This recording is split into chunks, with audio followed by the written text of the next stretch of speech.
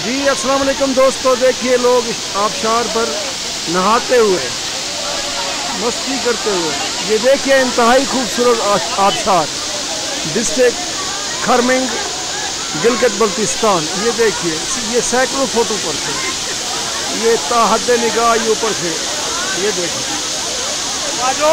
ये देखें जनाब, ये देखें,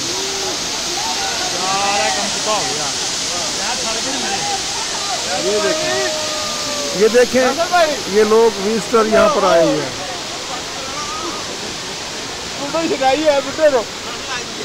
ये देखिए,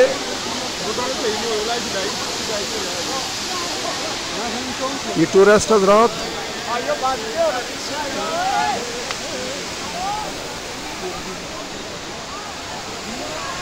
ये डिस्ट्रिक्ट खरमिंग जेबी गिलगित बल्तिस्तान, ये सकरदू से 80 किलोमीटर मशरक में। ये देखिए, एक बार फिर देखिए ये खूबसूरत आबशार, एंजॉय कीजिए, देखिए प्यारा पाकिस्तान।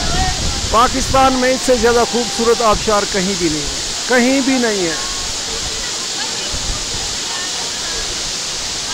ये सैकड़ों फुट से ऊपर से ये नीचे पानी आ रहा है, सैकड़ों फीट से। ये देखें।